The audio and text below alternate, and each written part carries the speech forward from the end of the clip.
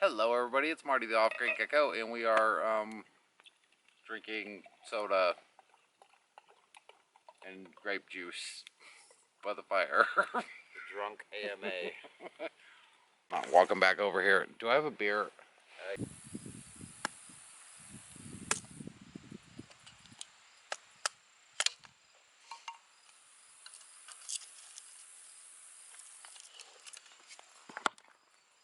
I do have a beer. Alright. We got beer, we're good. Beers, wines. Yep. Speaking of wines. Wine. Oh no.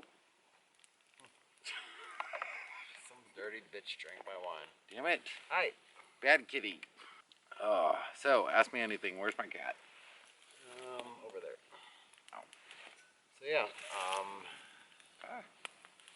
what were we talking about? Oh yeah, we were talking about off-grid gecko stuff. Off-Grid Gecko.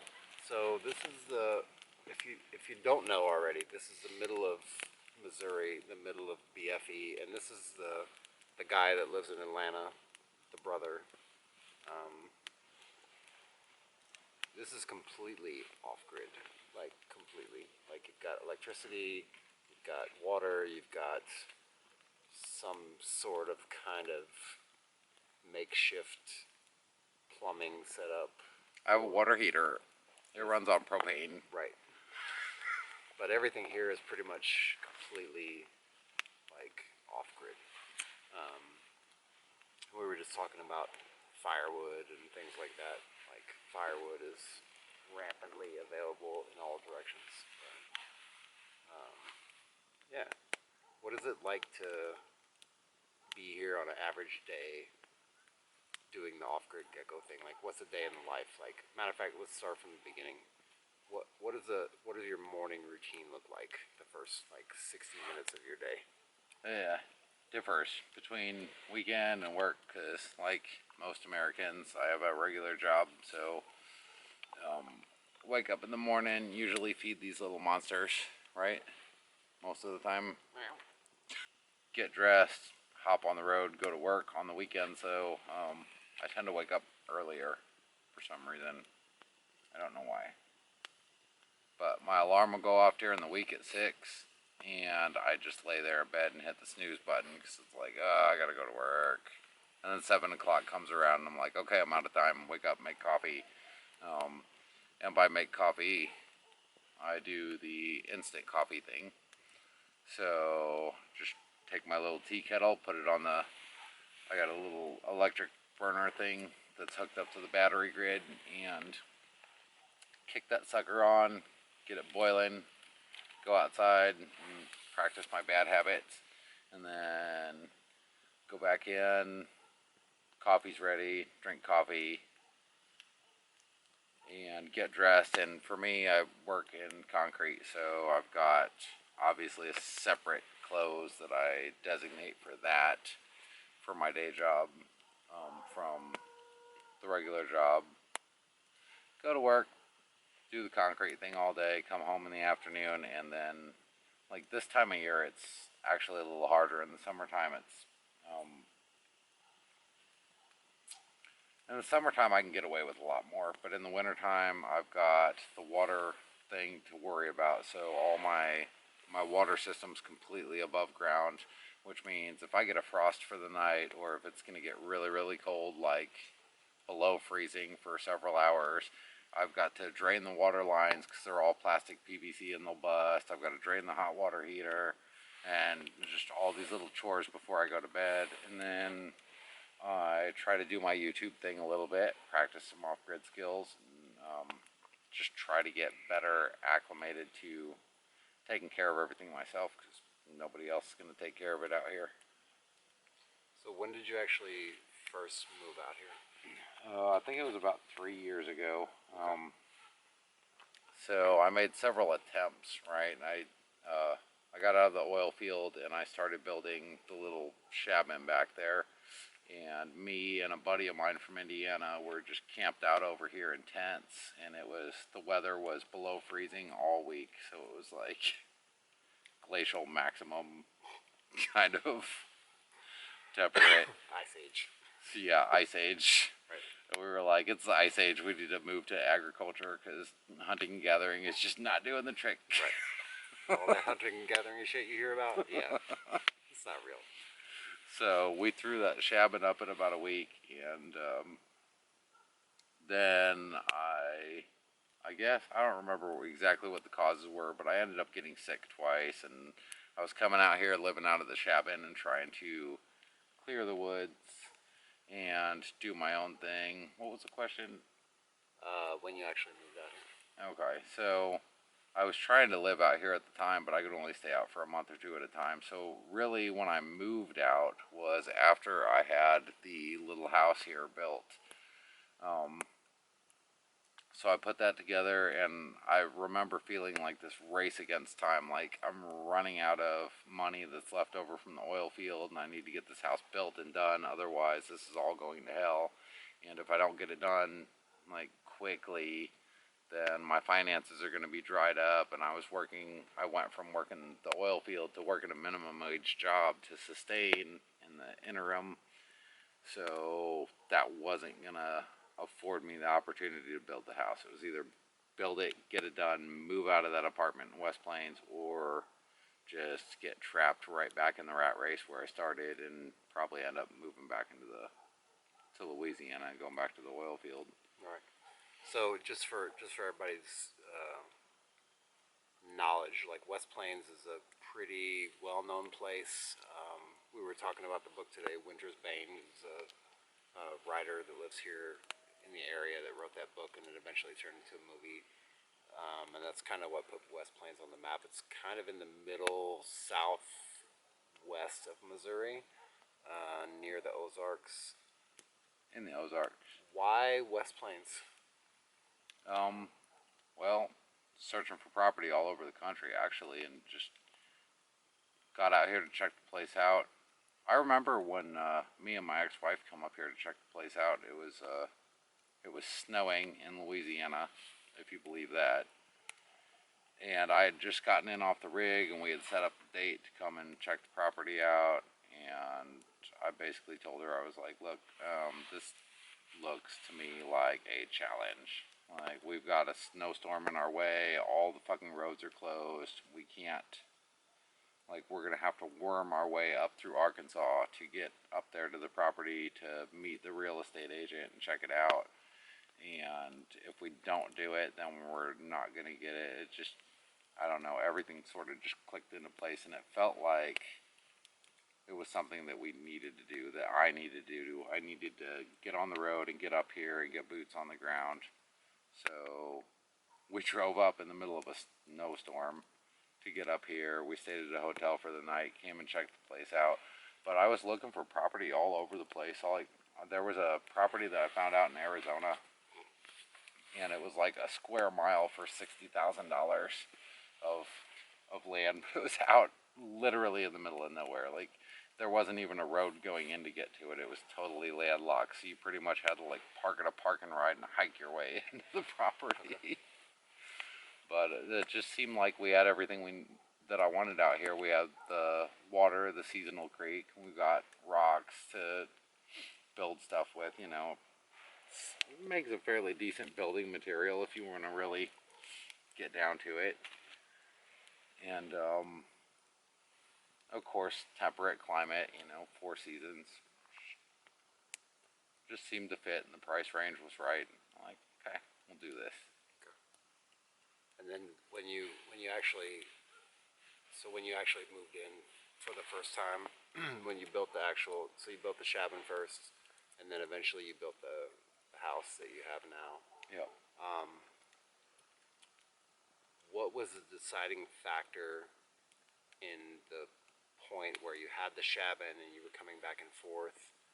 You said you were working a separate job and you were trying to keep things going. What was the deciding factor in actually like putting the house up and saying, okay, I'm putting my foot in the ground? Was there some kind of circumstances that happened, or was Well, yeah, kind of. I mean, I came up here when I left the oil field. My intent was to get up here and build the house, like live in the cabin and build the house and clear the forest and use whatever natural materials I could and do it like that.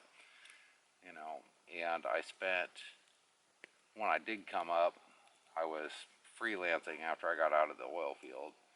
And so I would spend 4 to 5 hours every day, like walking or taking my truck down to a little pond down in the bottom of the property, getting about 15 gallons of water in 5-gallon buckets, haul it up here, and then processing it into drinking water for the week. So that was like day one when I would come up on a 2-week sprint. And then, so that pretty much burns the first day, right?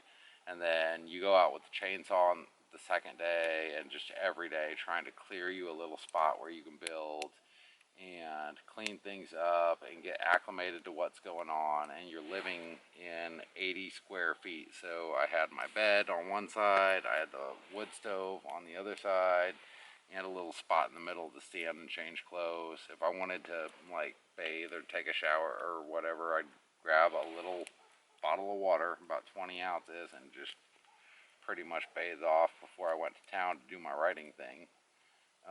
And then I got sick, and I think the sicknesses were the turning point. So I was driving back to Louisiana because I was trying to sell the house at the time, and I remember I was about maybe 50 miles from home, and my stomach pains were just so horrible I couldn't bear it. It was just unbelievable amount of pain, and I endured that for about a week, and I finally ended up going to the hospital because I didn't have any insurance anymore after I left my previous job. And literally crawling from the parking lot to the freaking reception area, and everybody thought I was like being a drama queen or making stuff up. And then all of a sudden the doctor pops in after they ran some tests, and he's like, we're prepping the OR right now, we're going to knock you out, we have to take out your gallbladder because it's going to kill you if we don't get it out like immediately. And so the consequent bills from that was one turning point. That was like a wake-up call, and I spent months in remission from that because they had found some kind of cancerous little thing in the gallbladder, and they had to inspect it. So there was oncologists and just going back and forth to doctors from New Orleans to Opelousas to just everywhere, all over the state of Louisiana. I was seeing doctors everywhere. And finally started coming out of that, and I came up here and set up like a base camp kind of thing, and I was still bouncing back and forth between Louisiana and here, still trying to sell the house. And then as soon as I got the house sold, I came out here to start putting up the pole barn because that was the first thing on the list, you know, find a place to hide my stuff so that I could start building the house. And then I came down with the tick thing, the Lyme disease. Lyme disease. And at that point, it was like the hospital bills from that had pretty much cleaned me out. And I don't want to get started on hospital policies in that part of Illinois because personally I think politicians need to keep their hands in their own pockets at some point. But all said and done, I was pretty much dried up, and I decided if I didn't get out here right that minute, get the house built, and move in, that it was never going to happen. And one thing I didn't want to lose, I'd already lost everything. I lost my fucking wife. I quit my job. I had all this stuff, just this big plan that sort of fell apart because of 2 hospitalization incidents.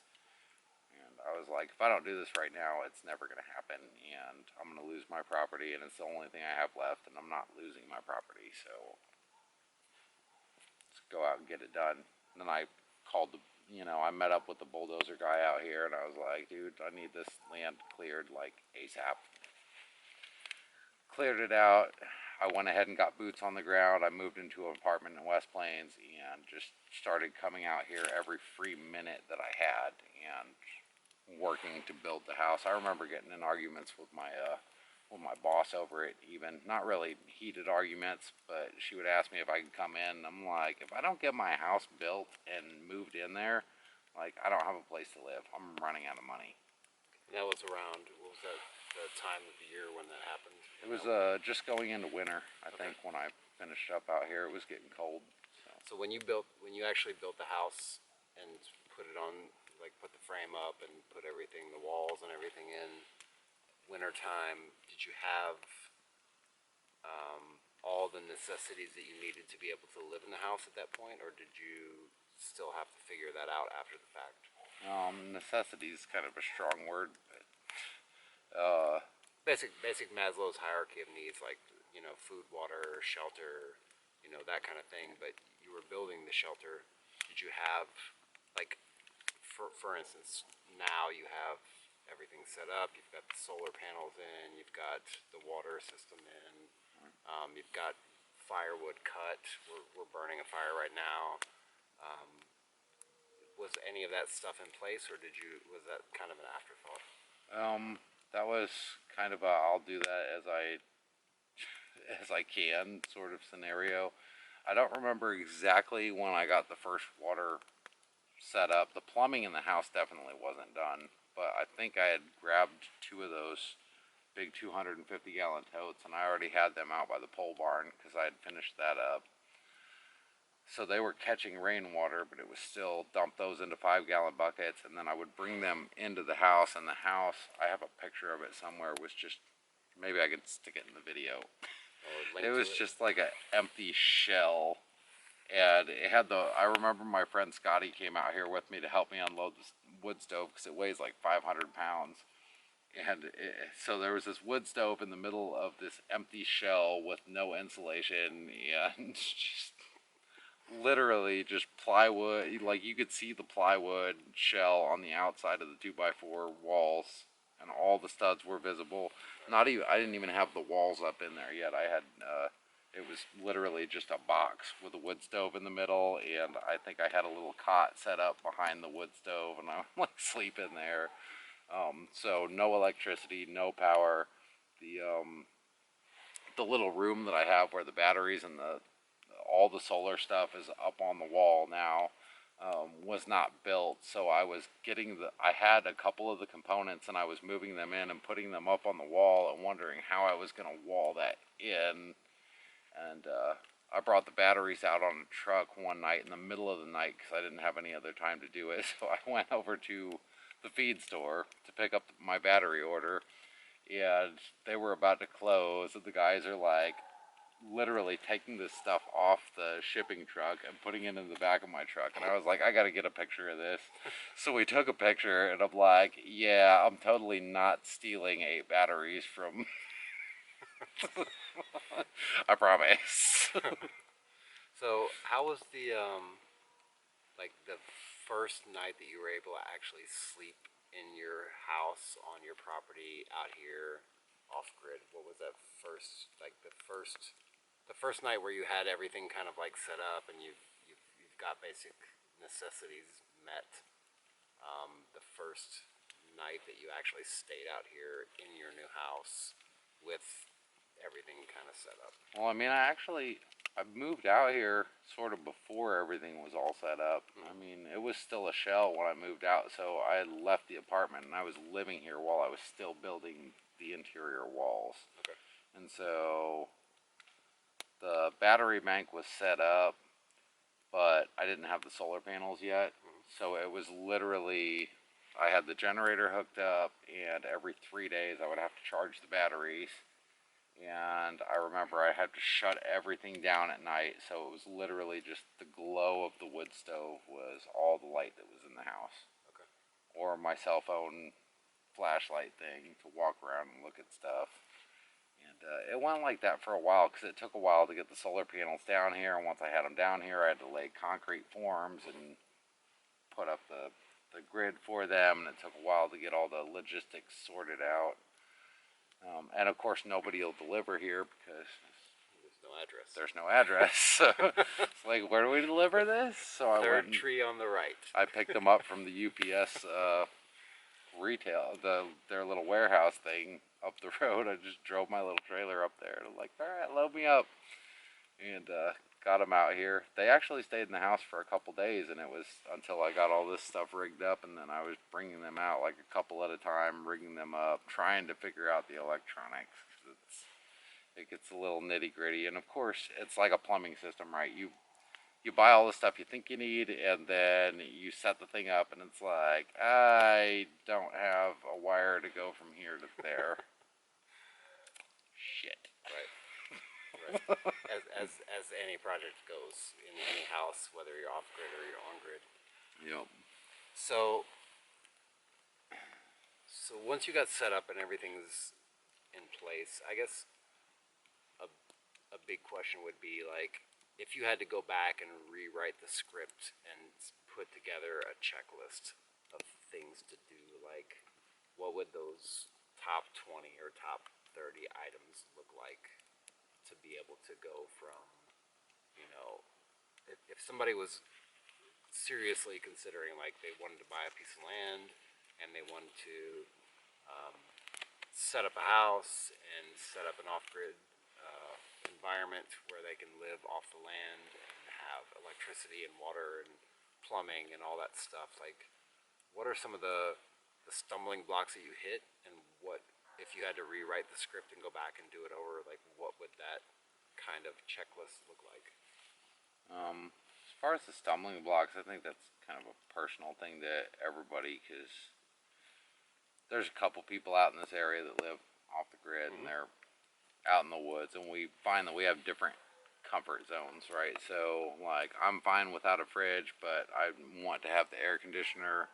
I have some new friends that are off grid, and they have a refrigerator, and they haven't figured out the air conditioning yet, because the power needs. So you're gonna have to, depending on how much money you have to set up solar, you really have to decide like what kinds of things you need and what you can live without. So that's the first thing. And one of the big struggles out here with hot water for the hot water heater, whether I wanted to put in a shower, money was running tight on a budget. You know what? At the end of the day, I want to have a shower, so I went ahead and set that up, and I got the little hot water heater, and I put it on a separate power supply. It runs on propane. So it's not drawing from the electric grid, which would pretty much deplete my batteries in one shower.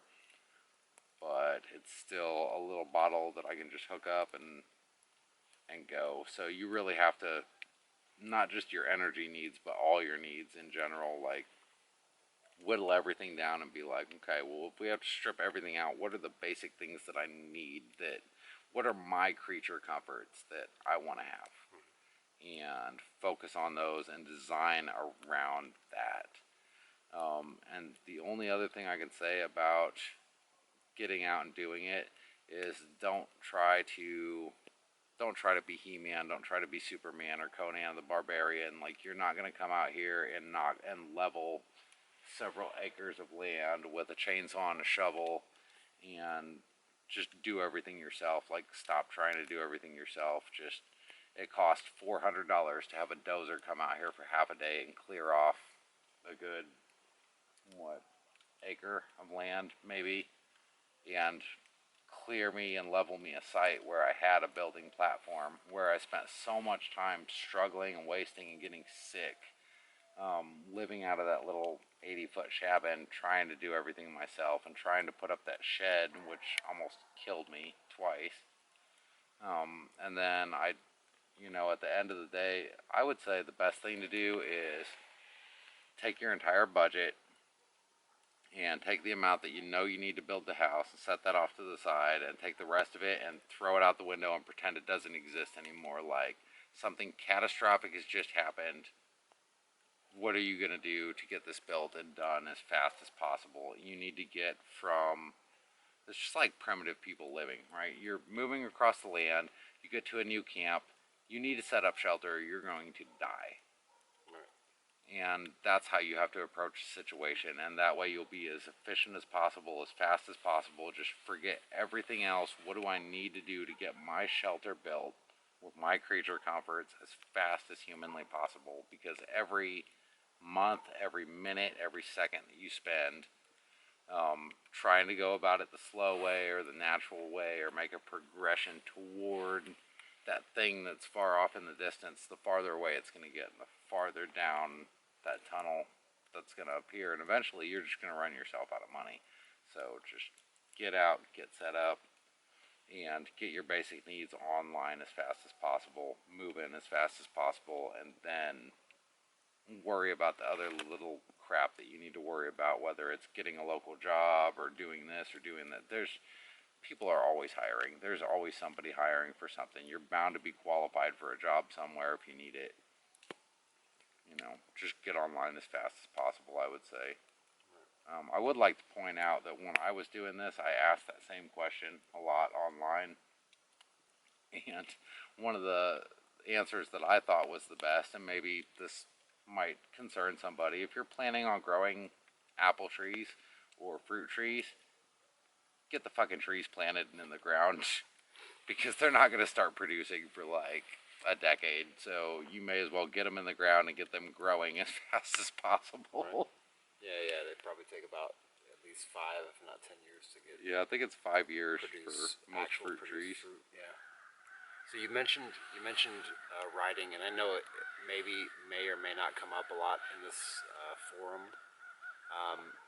What percentage of your life is based on the writing, and if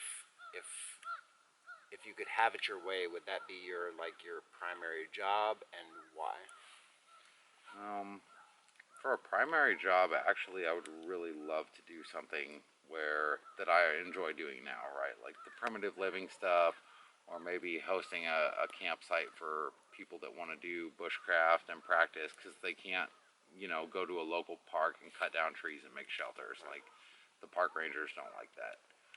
So, or giving classes or something of that nature. So I'm trying to build towards that, but writing is sort of a passion of mine. So it's something I enjoy doing, and I'll probably do anyways, regardless of whether it's paying the bills or not.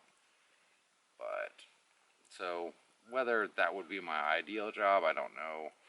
How much time do you actually, what percentage of the time do you spend writing versus taking care of firewood, taking care of the cats, doing your normal job, taking care of the house? What's the percentage? At the moment, I'm just getting back into freelance writing, so all my writing and my creative projects, though, I probably spend a couple hours every night. Just if I'm not doing the actual act of writing, then researching for things that I want to write, or scripts that I want to write, or storyboards for games or movies or whatever. Just tinkering around with it. It's a lot less than it used to be, but because when I was freelance writing, I was spending 8 hours a day at least, just hammering away at the keyboard. If it wasn't for a client's job, then it was for one of my books, and that's all I did all the time was write. But nowadays it's a little more relaxed. I've got the day job, so that eats up 10 hours, an hour drive in, an hour drive back, 8 hours working. And then you get home and you've got chores to do and cats to feed. And when I can get the garden rolling, like garden work in the summertime and the spring. So it doesn't leave a whole lot of time, but I try to squeeze in those hours wherever I can get them on my creative projects. So if you had to, if somebody approached you, like on the street or at work or wherever in whatever forum, and was to ask you like, hey, I'm thinking about doing something similar to what you're doing, and I really don't have any idea of what it means. I just know that I want to go and live somewhere and live off the land and try to do my own thing and be segregated from the world. Because I mean, as you know, in the world we live in now, like we're recording this on Halloween. Maybe it may be Halloween still. Spooky. Where are the black cats at? October, November timeframe, 2020. We've just spent the whole entire summer doing COVID stuff. The spring before that, doing COVID stuff. The whole world has pretty much shifted and changed. And I think people's mindsets maybe have changed a little bit. I hope at least that they've understood that the world is not the world that they lived in. And it's the same thing that happened during 9/11. Is this thing on? Are we recording? Yep, looks like we're We got recording. red lights. What just fell on the ground? Yes. Drop my beer. Where's my beer? Oh. Hello. We had some technical difficulties. Yeah, things happen. That's okay. It's gonna get edited out anyway. Anyways. Yep, camera quit. Resources. That's what we're discussing. Resources. Resources. We were talking about pallet wood, and I don't know how much, or not pallet wood, but we're talking about what kind of things I'd recommend to somebody getting into this. Right. If somebody came up to you today and said, "Hey, I like what you're doing. I've seen what you're doing, and I'm really thinking about doing this. How do I do the off-grid thing?" What kind of resources and even like the esoteric resources, like maybe the Walden book, right, or something that drives you down this philosophical path of like why, even something like that. I don't know. Most of my resources have been primitive living and getting in touch with like ancient human skills and human mindsets, and you've got your basic needs. And I'm not gonna rehash the stupid little number 3 triangle thing because it's dumb. 3 minutes without air. Okay, yeah. Let me go find a spot where I don't have any air. And as far as 3 weeks without food, try it. I almost starved to death when I had the Lyme disease thing, and that was only a week. Right. I can probably go about maybe a week. Well, that's the thing. If you don't have food, then it negates all those other things because you don't have any energy to do the things. To go and find water. Right. So how are you gonna? Yeah. Anyways. So as far as resources, add forum to the end of every Google search term. Okay. That's always an important thing. Don't trust blogs ever. Don't trust bloggers. No, don't trust anything a blogger says. If I say something on a blog, don't believe me. I'm lying my ass off. Right. But not on my videos.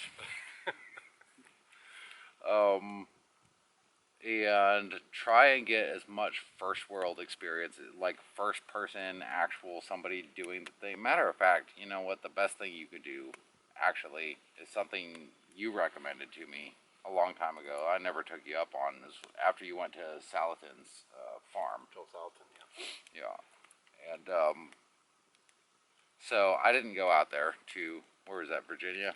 Yeah. So just for context and the backstory, like Joel Salatin is a guy. He lives out in Staunton, Virginia. He's got a big farm. It's called Polyface. And he's a writer. Yeah, and he's a writer, and he's written many books, and he very, very avidly promotes, natural living, using natural resources, and that kind of thing. I've been to his farm twice, and when you go out there, it's a totally different experience. It's kind of like here. It's like it's rolling hills, and it's the kind of like the foothills of the Appalachian Mountains, and he's got about 100 acres of his own, and then there's multiple farms around his farm. And what he does is he brings college kids and interns in, and they'll come out and live on the farm for a year and learn everything that he's doing. And then potentially within the next year, they'll go out and he'll take those students of his and send them out to the farms around his perimeter to manage, because a lot of the farmers in that area, at least, and probably over the United States, what happens is a lot of these farmers are getting older and they're in their 60s and 70s and they don't want to do it no more. They can't do it no more. And their kids don't necessarily want to take over the farm and do it because they're doing other things like going to law school and going to college and doing things. So what he's trying to do is keep that culture alive by teaching students of his and then taking those students and placing them in those farms so that they can actually run the farm. They make a little bit of money off of it, whatever, the profits, they take a certain percentage of it, but they basically run the farm and manage it as if it was their own farm, and then perpetuate the farming industry, basically. So yeah, So that was something that me and him talked about for a minute, a couple times probably, and but yeah, the best thing you can have is boots on the ground experience. So like if you don't know how to run a chainsaw or swing an axe. Of course, I have a couple videos on it, but like the basic skills that you need if you plan on running your home on wood heat and you're living on a wood lot, like, and you're able, I mean, unless you're like 75 years old or you have some disability that prevents you from actually getting out into the woods, you need to be prepared to cut your own firewood because firewood's expensive. But like I was saying before we had the glitch, if you have sawmills in your area, like you can go to these sawmills and they cut off strips of slab from the outside of the log before they slice it up into 2x4s or whatever. And these slabs basically all just get thrown on a pile at the end of the day, and they wrap some straps around them and they just set them off to the side. So you can go and pick these piles of wood up, and it's like a cord of wood. It's not a small amount because they're 9 feet long and they're in a big giant bundle. I mean, you need a trailer to haul the thing home. And you could just take your chainsaw and pull in 16, 18 inches and just slice right down into that sucker, and then you've got firewood that's cut up into these nice little rectangular shapes that you can stuff perfectly into your wood stove, and you can burn that. And that's actually how because I had wood put up, but I didn't understand the magnitude of wood that I need even for a small home, and I don't burn that much wood.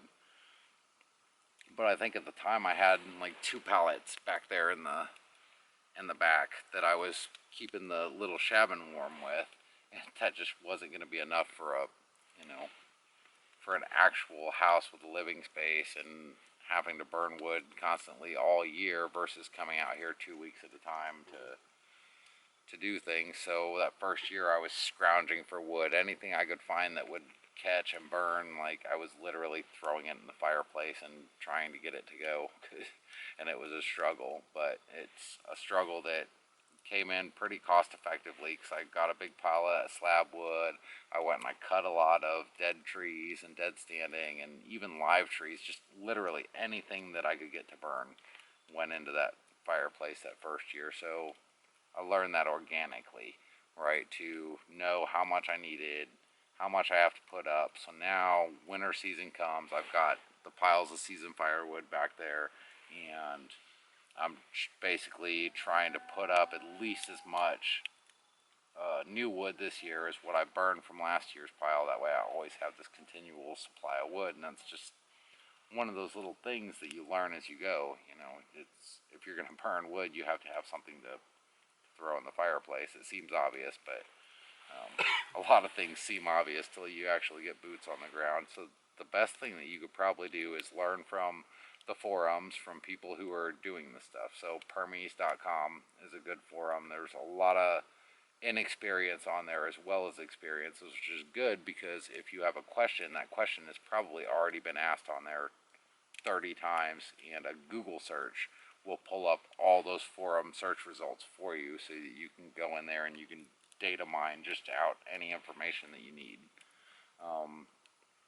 Bushcraft USA has some guys on there that are doing the off-grid thing, so they're familiar with the territory. Just all these different forums where people get on there and talk about their daily lives.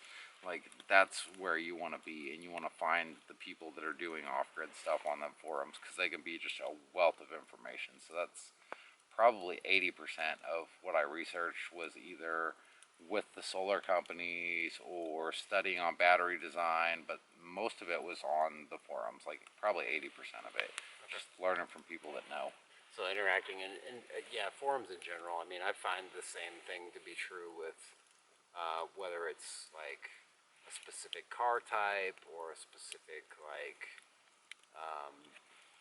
HTML, CSS kind of thing that I'm doing. Like forums really kind of push the envelope because you're having an interactive, real-time dialogue with people who are actually doing the same thing and having the same kind of drawbacks and figuring out things, and people who have maybe a little bit more knowledge than you do. Yeah. Right, or even playing a video game or like anything. There's a forum for everything these days, and that's where you're going to learn the fastest because you're going to be there with people who did it, they know, and they went through the same exact struggle, and they're like, hey, here's the short version. Right. So learn from their successes rather than, well, learn from their mistakes as well. But yep, build up your gold stockpile first, and then worry about setting up your villages and your farms. Would it be safe to say that if you're even like if you even have that thought in your mind, in the back of your mind somewhere, that you want to potentially one day do off-grid stuff, is there things that you can do in your daily life, in your regular environment, in your home, in your work, in your routines in the day, that you could potentially translate over to off-grid? So for example, like I'm an avid fire person. Like, I love fire. I'm a pyromaniac, and I love burning wood, and I chop my own wood as much as possible. And thank you, by the way, for the video you put out for the chainsaw. Like, I've had a chainsaw for a while, but I never really dug into the mechanics of it, and just changing out the chain, or like today you had me filing the Yep. you know, Sharpening the teeth down blade. on the chainsaw chain itself, and sharpening it so we could cut down a bunch of brush, which we're actually burning right now, and it's burning actually wonderfully. But are there some tactical skills that you can build into your daily routine in your normal, like, comfy life with air conditioning and heating? And Absolutely, absolutely. The first thing that comes to mind actually is solar. Everybody wants to go solar, and then so you look at your energy bill, right? And then you go to the solar company, and they're like, "Oh, you need to put up 30 panels, and you're gonna have to have a battery bank of 16, deep cell batteries." And you're like, what is a deep cell battery? okay, so I'm gonna be tying back to the grid. And that's the thing that people don't realize is every kilowatt hour that you burn, right, that's doing something. So if you're leaving your lights on in the house all the time, if the laptop's perpetually flipped open, if the TV's on when you go to sleep,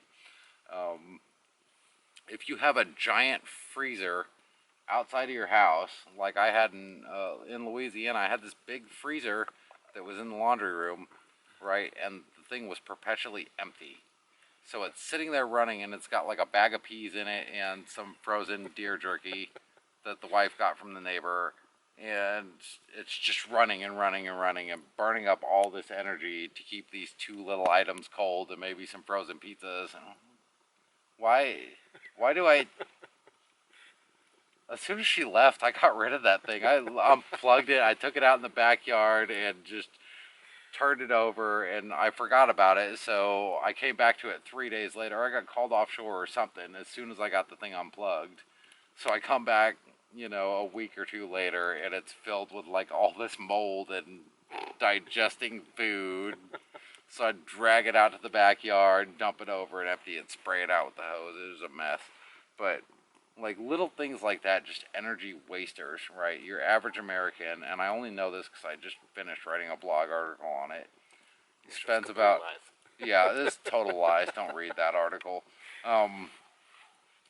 900 kilowatt hours, 900 kilowatt hours a month for the average American. Okay, so to give you a baseline here, I use about 5 kilowatt hours a day, which is about 1/6 of that amount of energy, because I don't have a fridge, and that's something that shocks everybody. How do you have food? Wait a minute, hold on, reset. And refrigerators, by the way, were invented in like the 1940s, right, when they started. Right after World War II, they became popular, and then by the time the space race started, everybody had a refrigerator and a washer and dryer in their house, and like all this stuff that just started to accumulate, and then our houses started growing right, to accommodate all the stuff that we're sticking into them. So that goes back to the whole thing with knowing what your needs are, what creature comforts you need. Like, if you're good taking your laundry once a month, even if you don't have to wash your laundry in a bucket. You can go to town once a week when you make your little weekly supply run, and just stop off at the laundromat, drop your clothes in the washer, and sit there and read a book for 30 minutes, and then go back in there, throw them in the dryer, read your book for another 30 minutes, and you're done. You can go on about your day. That doesn't necessitate like burning up all the energy in the house when you can spend $4 to get your laundry done every week. Right. keeping things running. Like your air conditioner does not need to be set on 60 if you're not going to be home for a week. Right. I don't know. I know you have rental property, so I don't know why you would put it on 60 either way, but I'm just saying. like you just don't leave these things on if you're not using them. Like you really have to become energy savvy, and when you do, and these are things that you can do every day in your life to kind of prepare for solar power. And that's actually a very good thing that I put into that article was be ready. Be like, the best thing you can do setting up for solar power is get a grasp on your energy budget and how you can reduce it, because you don't want your entire front yard to be covered in solar panels. That's just asking for trouble. It's more solar panels, but it's also more equipment. So I've got one little solar channel charger in there. It can only run a certain size bank of panels. So if I've got 6 panels, they run on that one charger, they're fine.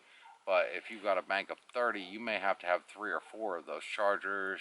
Then you have to have several of the little relay boxes and a couple different inverters, and the inverters are going to different things in your power box, and everything's like, you multiply the complexity of the setup.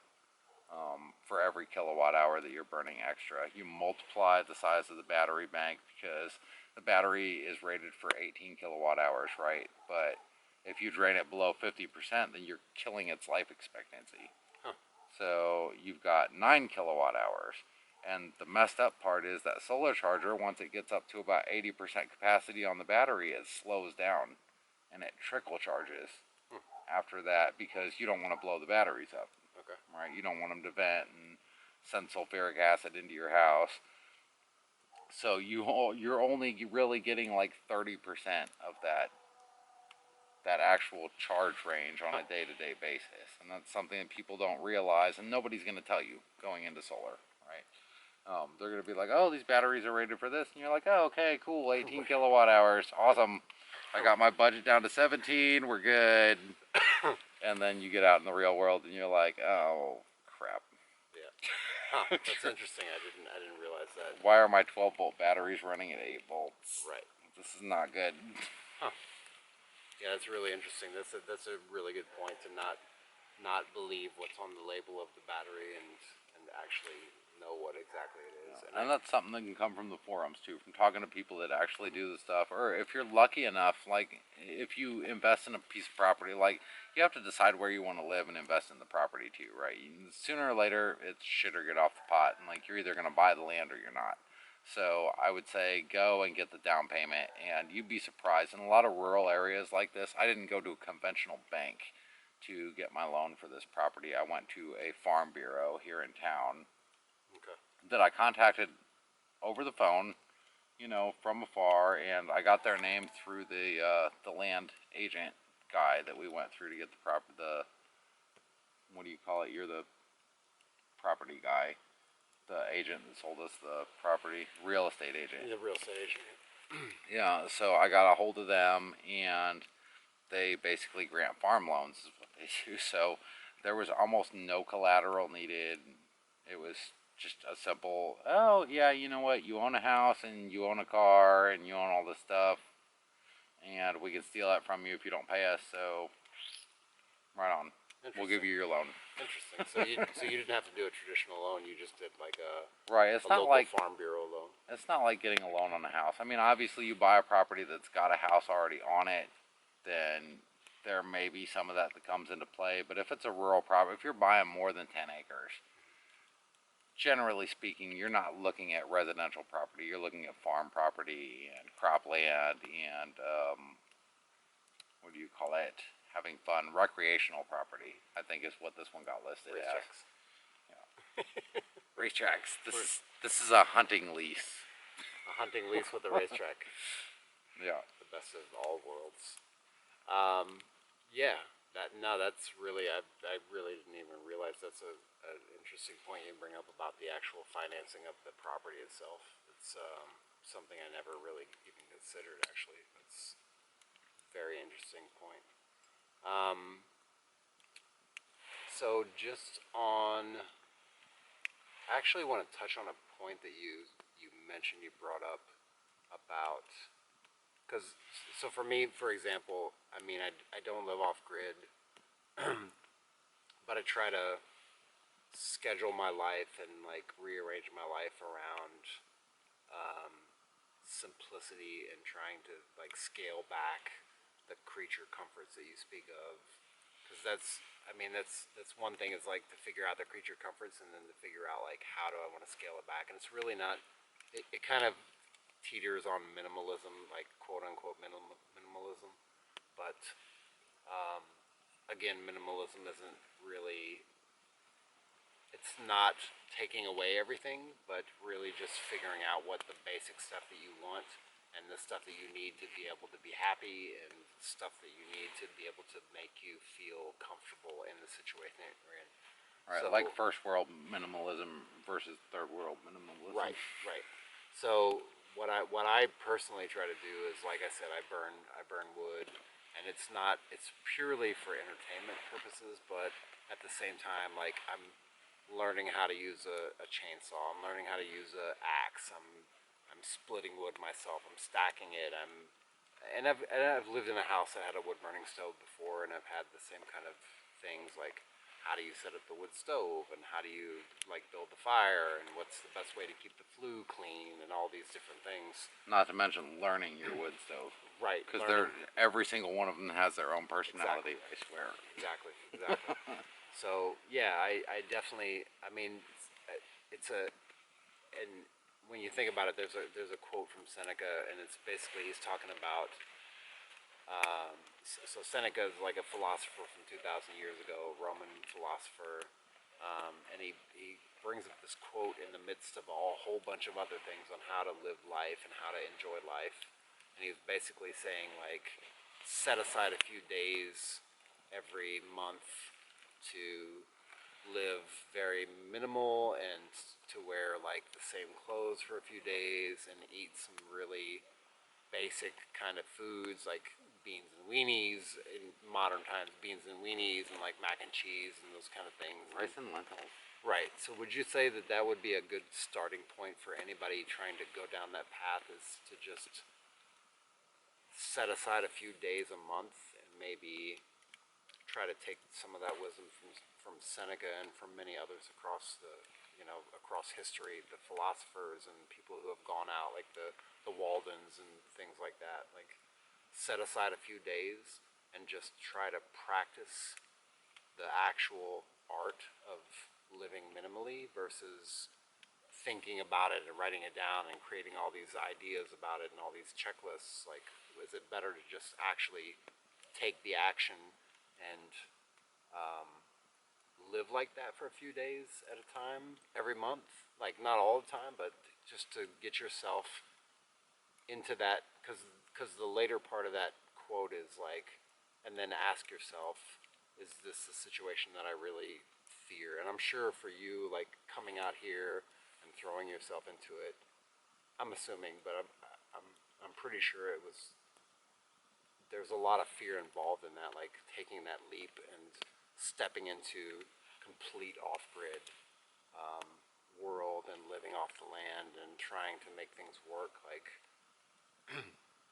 I guess the question is, would that be a good way to kind of ease your way into it versus just jumping ship one day and saying, okay, well, I'm going to live off grid and now I'm going to do all this stuff, and then you buy a piece of land and you go out there and it's trees everywhere and there's no cleared space and there's no living quarters and there's no water, like, And things you don't anticipate, like ticks and spiders and mosquitoes. Right.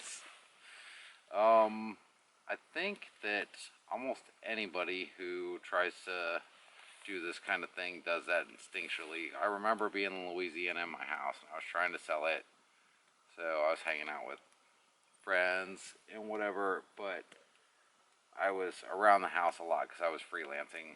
You know, as soon as I got out of the oil field, so I would go to the coffee shop or the library and I'd sit there for 8 hours and work, and then I'd go back to my house and I was always doing something. Like, I started learning to bake bread. I started learning to make pickled everything, not pickled cucumbers, but literally just take like eggs and vegetables and all kinds of stuff and throw them in a jar with a bunch of vinegar and spices and just pickle the whole thing up and make a jar of pickled eggs. You know, so it's only natural to just start learning those skills, like any skill that you think you would want to learn. And I don't think that any of that is a wasted effort. I think some of it doesn't get utilized, maybe not right away at least. So when you jump into the thick of it and you realize, oh crap, I still have to have a job. And then you go to work, so now you've got the job, so you got a little money, so you can have like some of the regular comforts of ordinary life, you know, and you don't have to have a hoard of like glass mason jars to have a food supply. Um, but yeah, it's normal, and I think as far as the minimalism thing goes, I think that just applies to everybody. Like I remember when I was in college. Um, I'm trying to think what the apartment looked like. Pretty sure I was in college. It may have been right after I joined. It was after I joined the oil field, actually. Um, and I was in this apartment by myself, and I just decided, you know what? I just want to do my little Zen thing and not like try to do anything impressive or anything over the top. So I literally ate rice, nothing but rice for 4 months. Wow. So I would get home and I went and I bought a little $20 rice cooker thing from Walmart, and every day I would get home and I would cook the little pot of rice, and I'd grab some spices, you know, like some paprika and stuff, because you have to have a little bit of flavor. And I'd pop that on there, and that was my main staple food, was just eating rice for 4 months straight. Huh. Now I did something similar in college where I was eating ramen noodles for months at a time and not really indulging in anything else because I couldn't afford it. But obviously, in the oil field, I could afford whatever the hell I wanted to afford. But I would just go home at night and I'm like, I just want a bowl of rice. I just want to live as simply as I can. And I remember that apartment was just about as bare as my apartment in West Plains was when I was building out here. 'Cause obviously, no reason to move in. You know, Yeah. I had a couple boxes with the solar charger and the inverter.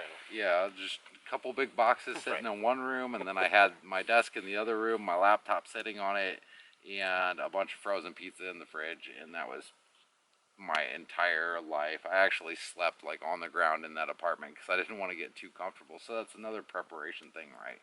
Like, you know, you're going into a situation where you're going to have discomfort. You're going to have you're not going to be afforded the luxuries of daily life because either you're restricting them from yourself or you just don't want to deal with it, or maybe if something breaks. So we were joking around earlier today about power outages. Right. All right. Kaboom, camera number 3. All right. Back again. We're destroying cameras like crazy. Step 7. So we've already killed a lot of cameras and batteries. Yeah, the last one, right while I was talking about deer, like if they run over your solar panels, nobody's gonna give a shit because, oh, that's what you get for living off grid. You know, you laugh at us when our power goes out, and then all of a sudden the camera just dies. If a deer falls down in the woods and nobody's there to hear it, what is? Where'd that bullet come from?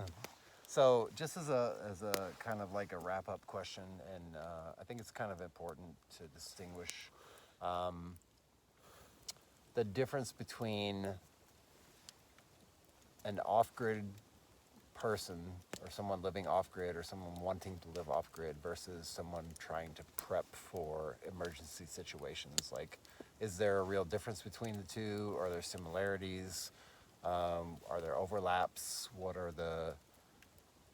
would be, if you had to think about it and break it down, like what would it mean to you, the difference between off-grid living and prepping? Prepping. And you can Yeah. feel free to expound on prepping or off-grid. Well, yeah, because I do some prepping videos, or at least I was trying to, and then I kind of forgot about it for a while. I may do some more pretty soon, like the first aid thing, and so prepping falls into different categories, right? There's national preparedness, which is recommended by NOAA. You know, have a go bag, have this, have that, have a good stocked up first aid kit, yada yada yada, flashlights, candles, all that. all that jazz. And that's even when we were kids. Mom and Dad had stuff around the house. It's like, oh, the power went out. Where are the candles? Right. Wait, who was in charge of the candles? Shit.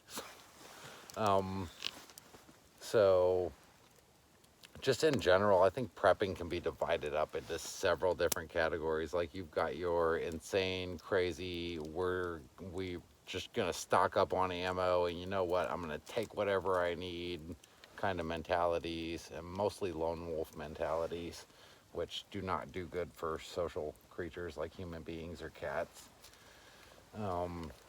To That's just such a broad spectrum, it's hard to make a comparison. I think a lot of off-grid people are preppers, and a lot of preppers like either are or want to be off-grid people, but I don't think it's necessarily that they're connected. There's just some overlap there because people do this for a lot of different reasons. So I've got my friends down the road here, and they're basically just trying to live simply and raise their kids to like appreciate things that they have, and they don't really do a lot of prepping, and they run a much better garden than I do, and they cook all of their own food. They grow like a lot of their own food, and we exchange things from time to time. So I take them gifts, they'll give me food from their garden and stuff like that, but it doesn't really have anything to do with prepping at all.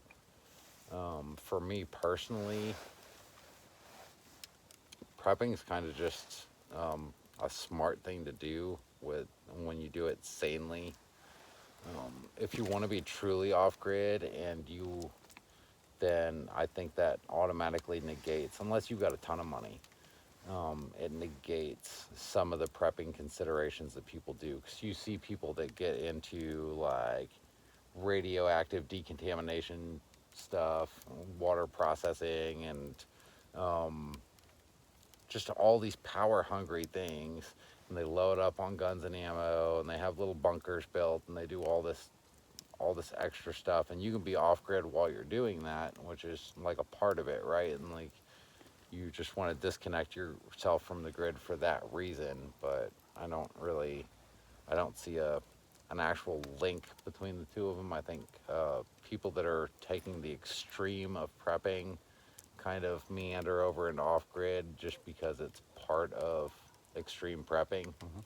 But off grid people don't necessarily aren't all clustered into that one little group, but they span the range from we don't care at all to you know, because a lot of actually most of the people that I know that are off grid out here have day jobs, and they live pretty much a totally normal life. Like they don't stockpile anything. They've got, if they, like my neighbors down the street stockpile seeds. They keep some seeds from their garden, or they're ready with next year's. As a matter of fact, most of their seeds that they get, they don't even keep. They order seeds every year from the little catalog thing. So it's like a totally normal life that doesn't involve prepping at all. So I don't know that there's really a direct connection there between the two, to be perfectly honest. The one thing that they have in common is the survivalism skills. So if you live off grid, you're going to learn some skills for survival. Like we're going to learn how to build a little fire like this and hang out in the woods for the night, because why else would you be in the middle of the woods? Right? Like I'm going to come out to the middle of the woods so I can go live in my 2,000 square foot home and have 8 million solar panels and Right. Cool. So as wrapping it up, are there any parting words, any kind of advice that you want to give anybody, or any resources that maybe we didn't mention that you might want to point somebody to in their journey to becoming an off-grid person or building an off-grid homestead? Any locations that you might recommend after doing this for so long already, that you might have found, like a place in Colorado that's a really good spot? yeah, Or, I can think of some locations I definitely wouldn't recommend, and one of them would be Colorado. yeah. Yeah. Why? The water police. Huh. So in Colorado, if you harvest your own rainwater, you are breaking the law. Okay. Yeah, I've heard So- that in a few other places as well. Right. So right off the bat, if you buy property and you don't have a running stream, or you don't have, and even then, I don't know what the regulations are on pulling water out of the stream. Like it's weird. People move to Colorado to smoke pot. They don't move to Colorado to live off grid. um, that's pretty much the only reason for going. And And the mountains, of course. now I would say, like I've told people before, I will not live in California, Illinois, or New York for personal reasons. But I don't think that necessarily excludes them from being off grid, because Stephen Edholm is somebody that I admire, and he lives in Northern California, and he's out there, and he's got his little thing. It's the Axe Cordwood Challenge guy. So Okay. Stephen Edholm used to write a blog as Turkey Song, I think was his name, and I forgive me, Stephen, if I've messed that up entirely, but and it's a guy that I look up to. He's got a lot of skills, and he's been like teaching like basic survival skills and how to make fires from scratch. And he just put out a video on like putting a slate roof on your house, like how to do it, sort of step by step. Like the guy has just been doing this for so long that he's got all these skills honed down. He's who I learned a lot of my axemanship stuff from, watching his videos. And like he lives in Northern California, and that's cool. So my personal bias towards California, Illinois, and New York have to do with restrictions on things like firearms and just what I consider individual freedom. So it doesn't really have anything to do with off-grid living. But definitely not Colorado, or at least look up the laws in the state where you're planning on buying property. If you're planning on buying property in your own state, obviously that's the best thing. I lived in Louisiana and I had a bunch of people down there asking me why. Why are you leaving? Why are you going up there? You can buy property down here and live down here. And I was like, I want 4 seasons. I want to see snow once in a while. Yeah. And- And not only that, but also like our mom and sister are here, like a lot of our families in the area. So Right. as And I'm well. centralized, so I'm like right smack dab in the middle of the United States. Nobody has an excuse not to congregate, and Right. even if we stretch to the limits, it's sort of a centralized spot. But mainly just drew this place out of a hat, so it didn't matter whether it was going to be in Oregon or wherever. I did a lot of searches on the property though when I bought it. Actually, I did a lot of research. So we were looking at a place that's not far from here in a town called Ava. And I'm not afraid to go ahead and call them out on this. When I looked at the property, everything looked right, and there was a little stream running through the property. It was like this perfect little plot of land, right? And I was married at the time, so I was, in addition to checking the mineral rights and all this other stuff, well, like what rights do I have, what rights do I not have, can I hunt on my land, all this stuff.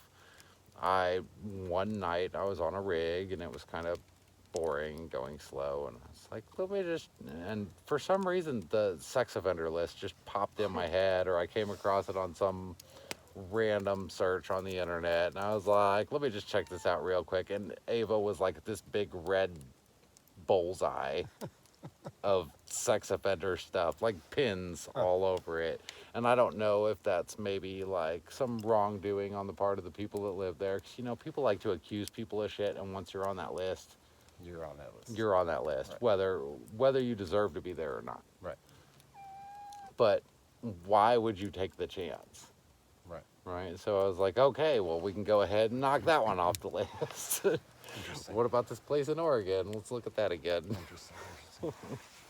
Cool. Well, that's that's pretty much a wrap. I don't know what time frame we've hit, but I'm sure we've covered a whole lot of things. And just as There's my as a cat. final note, where people can find you on the internet and where you would want to point people if they want to learn more about your stuff and what you're doing. So if people want to learn more about my little life out here, I put it all online on YouTube. Off-Grid Gecko is my handle, and of course, that's probably where they're going to be watching this video. I Are they hope going to so. be watching it on your And YouTube? not on my not on my YouTube. Not your I YouTube, have no not your podcast problem. yet. Not my YouTube, not my problem. So I post problem? frequently on Instagram because it's easy, and even though I have a busted phone again after like a month of fixing it, yeah, I try to post on Instagram a lot just because it's easy, and I'm just like, oh, that's kind of cool, and I don't want to run inside and grab the camera, so I just pull my phone out. So that's Off-Grid Gecko also, and then of course I maintain offgridgecko.com, so that's got the store where you can get the pocket knives. I have the pocket knives. The pocket knife. Hold on, wait, where's my pocket Yes. knives? Where's my pocket knife? Ah. Come here, kitty. I have the pocket knives. It's a really good pocket knife, by the way. So I've got those on there, choice. and but I don't blog as frequently as I would like to. I just mainly I really have to have a reason to write a blog post these days for my own personal reasons, because when I have something to say, like I want to say it, and that's my forum, so I get on there and I will just explode on there and be like, look, this is how it is. You know, stop believing lies, stop whatever, or this is how you do this cool thing that I just figured out how to do that I've been trying to do for 30 years. Right. Well, I appreciate the time, and I appreciate you taking the time to sit down with me and being very open and honest and digging into some of the topics. And I had a really great time hanging out with you for the last day and a half, and burning wood and chopping wood and doing things out here at the property. I hope eventually you'll figure out like the bringing some people out and teaching them some survival skills and teaching them some off-grid gecko skills out here, and all the best. Like, thank you very much for allowing me to ask you questions, and thank you very much for answering very candidly and very honestly and openly. Right on. Thanks for coming out. That's a wrap. That's a wrap, Jack. All right. I think I need to start a podcast.